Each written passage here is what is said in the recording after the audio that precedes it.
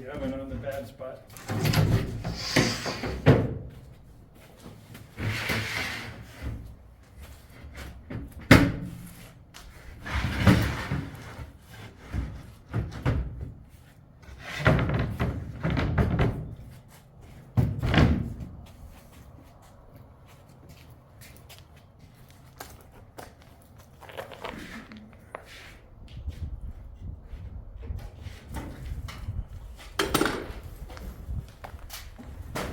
Let me help you.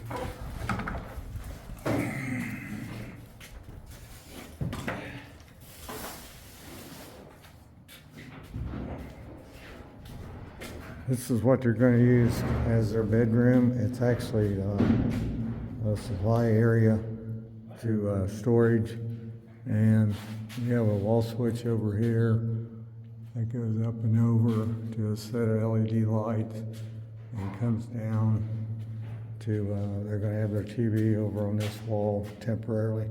So there's outlets to run that system.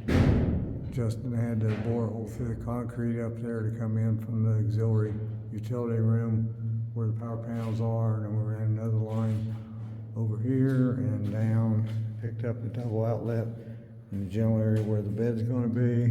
Then we came up out of that outlet down with none of these are all 20 amp sockets down to a single. He may put a temporary plastic wall up over this bracing and put another light up here if they feel it needs it. But that's what we done. Over here is what's going to be temporary utility room, and I'm walking towards it right now. And actually this is going to be a temporary toilet and sink. The sink's going to go right down there. You can see where the drain is. And we put in a temporary ground fault in here and ran a switch over here and up to a light that you can see up there to light this place. And then the shower temporarily is going to be over here in this space where you can pick up another drain. So that's what that's going to be. And then walking back over here, this is going to be a utility area. In here is going to be a dishwasher and maybe a washer dryer temporarily.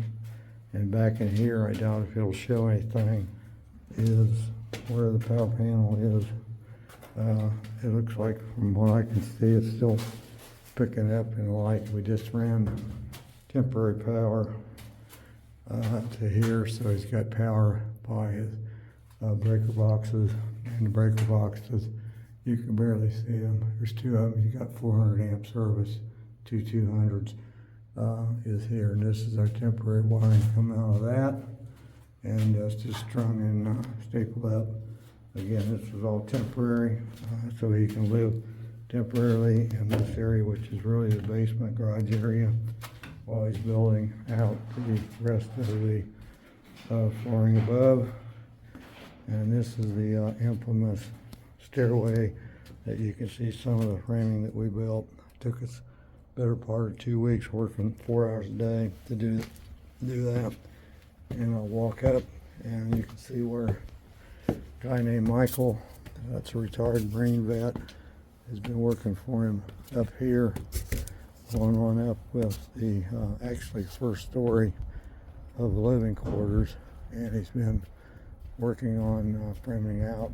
This is the guest room in here, and all these timbers braces so that they can put a ceiling on it and then pour concrete on that, and that ceiling will become the ceiling of this floor, just like this is down here, and the floor of the next up. And these are 12-foot high 2x6s you see here, and they're getting ready again for the next pour.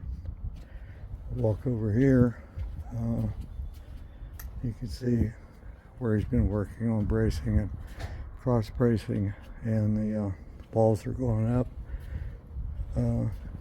Over here, this area that I'm looking at right here is like 20 something foot of windows, so there's a big area there. And they started to lay the foundation for the second turret, and that's what you see right there. And again, it's all starting to come up for the next flight. Down over the hill, you can barely see it if we can at all.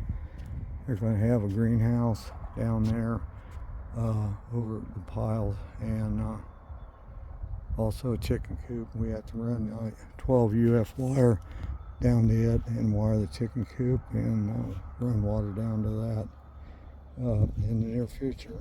So, bright sunny day, about 80 degrees here. Very beautiful, and this is what our son Justin integrated concrete formed ICF building looks like at the current time, 13th of April 2003.